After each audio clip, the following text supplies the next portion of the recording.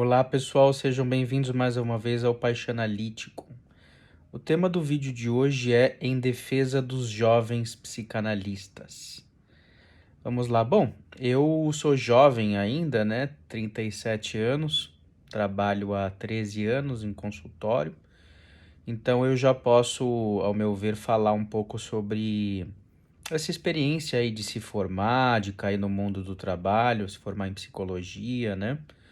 E como é que são essas primeiras sensações, os desafios, né, que é aí a carreira do psicólogo e depois para quem quer se tornar psicanalista, não sempre é formado em psicologia, mas vamos pegar aí um pouco a minha situação, né, que é a mesma de muitos, né?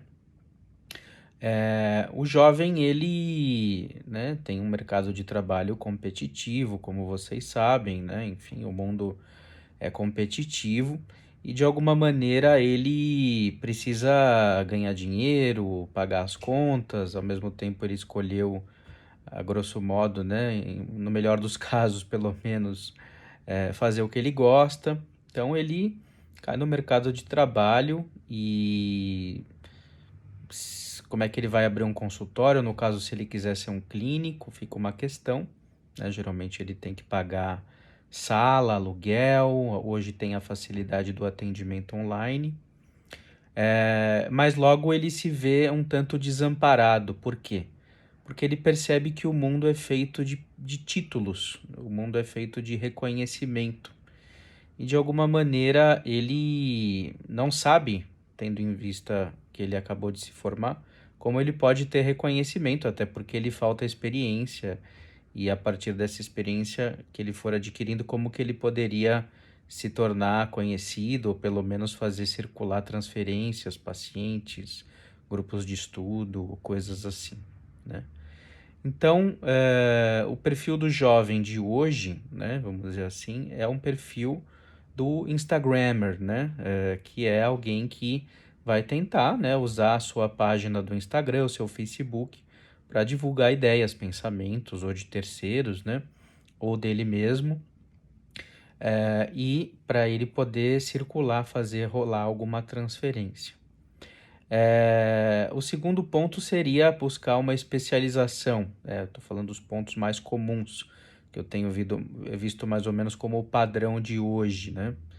Ele vai buscar uma especialização, ele vai buscar fazer um mestrado, um doutorado.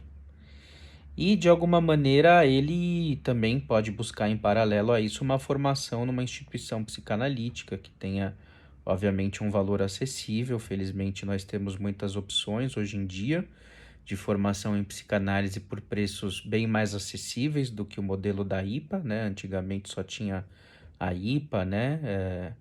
Ou sedes aqui em São Paulo também, mas hoje nós temos muitas opções, inclusive online, né, e tal. Então ele se vê angustiado, desamparado, ele precisa, digamos, correr contra o tempo, né? Por uma série de necessidades que a vida contemporânea coloca, e ele quer projeção, né? Ele quer reconhecimento.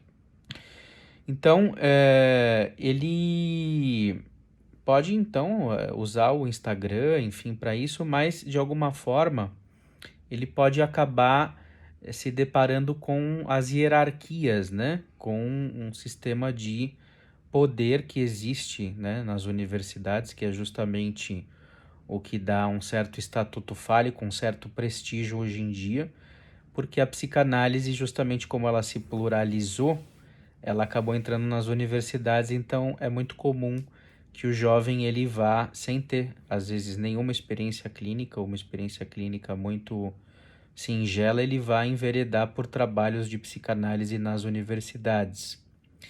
E aí ele logo cedo se vê diante daquele formigueiro humano de pessoas, de orientadores, doutores, enfim, que são sempre muito cobiçados e procurados, né? Ele tem que fazer uma espécie de bajulação política dessas figuras. E eu me lembro um pouco que, por mais democrática que a psicanálise tenha se transformado, né, e plural, acaba me lembrando um pouco aquela coisa de antigamente dos candidatos a analistas nas sociedades de psicanálise da IPA, que tinham que bajular os analistas de datas, né, que deveriam acolhê-las ou não, poderiam acolhê-las ou não, né?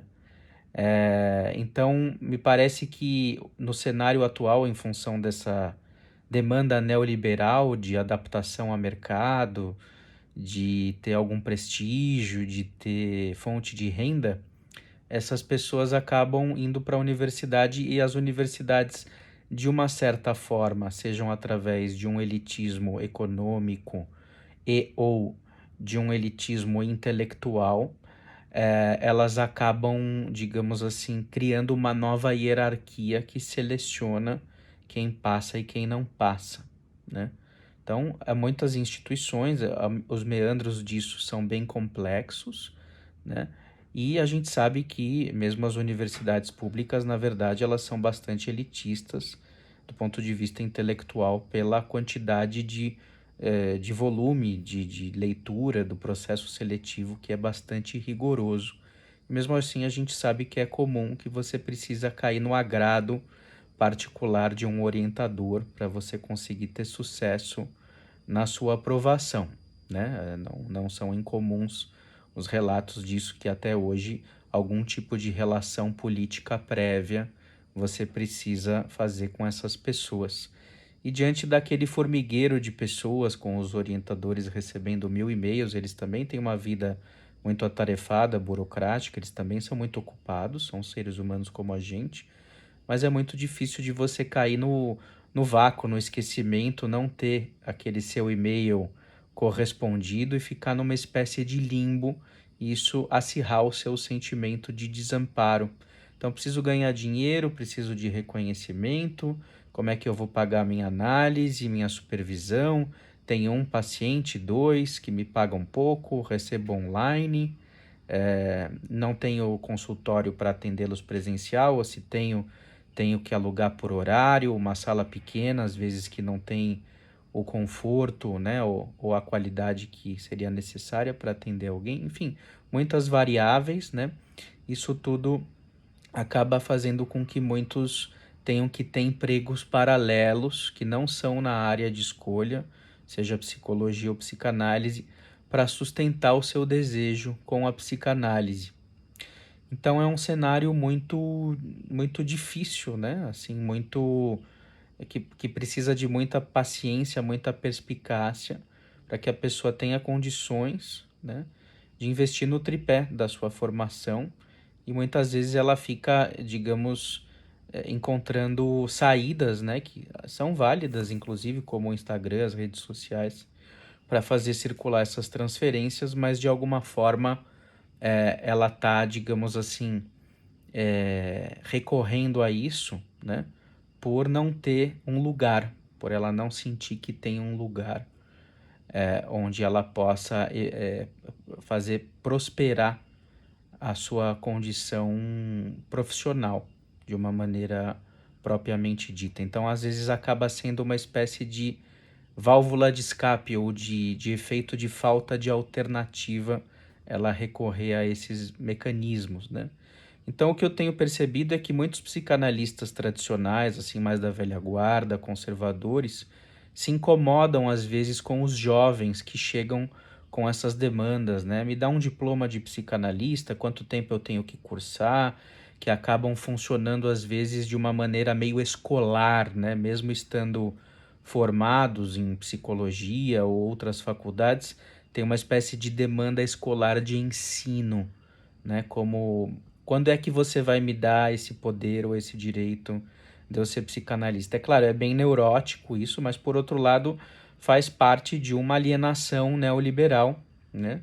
De um mercado de trabalho acirrado e de hierarquias e politizações que existem no mundo hoje que a psicanálise não está a salvo. Isso é muito importante dizer, né? Seja nas pós-graduações, nas especializações, nos mestrados, nos doutorados, seja nas instituições de psicanálise, essa alienação, esse pagamento, esse jogo político, né? Eles acabam muitas vezes angustiando e aumentando o desamparo do recém-formado, do jovem. Então é muito fácil dessas pessoas saírem, desistirem muito cedo, da formação. Por quê? Porque elas preferem o certo ao duvidoso. Então, elas acabam, às vezes, optando por empregos que não são o que elas queriam, não dizem respeito aos seus sonhos, para poder bancar suas contas. Então, eu tenho percebido muito isso. Tem muitas pessoas que me procuram nessa condição, como pacientes, supervisandos, e de alguma maneira eu fico pensando que nós, como psicanalistas mais experientes, que já têm um tempo de trabalho, poderíamos fazer para ampliar o acolhimento dessas pessoas para que elas não desistam da psicanálise. Então, o primeiro passo seria a gente não ter nenhum tipo de preconceito com pessoas que têm uma espécie de visão escolar da psicanálise, que buscam prêmios e títulos. Por quê? Porque elas estão angustiadas, desamparadas e presas a uma lógica de mercado. Então a gente não tem que ter preconceito com essas pessoas, a gente precisa acolhê-las, escutá-las e procurar dar subsídios de formação que propiciem aí uma formação adequada, de qualidade para elas, né? Melhor dizendo, de qualidade. Então, puxando a máxima lacaniana, a resistência do analista, fundamentalmente, e isso acontece nas supervisões, nos estudos teóricos e nas instituições e nas universidades. Quanto mais a gente resistir às pessoas, como elas chegam até nós, mais nós vamos resistir ao progresso da psicanálise. Então, os alunos, os recém-formados, os jovens aspirantes a analistas ou analistas, eles precisam ser ouvidos e acolhidos, né? Para que eles não caiam num limbo de abandono e com isso a gente possa manter a psicanálise viva, tendo em vista que os jovens sempre são o futuro. Então, se a gente não cuidar deles, não der reconhecimento a eles, eles vão acabar sucumbindo e a psicanálise vai sucumbir junto com eles. Então, da mesma maneira como os nossos pacientes que a gente não exige que eles cheguem não surtados, estabilizados, não deprimidos, eles chegam do jeito que eles podem, querendo se matar, pedindo ajuda, gritando, puxando o cabelo. Nós precisamos também estender a mão a essas pessoas, porque elas são o futuro e de alguma maneira nós também passamos por isso em certa medida, talvez não com tanta radicalidade como hoje, mas também passamos, então a gente precisa, num gesto de alteridade, né? E num gesto empático, a gente precisa se ver nessas pessoas e ajudá-las a construir o futuro. Muito obrigado pela presença e até o próximo vídeo.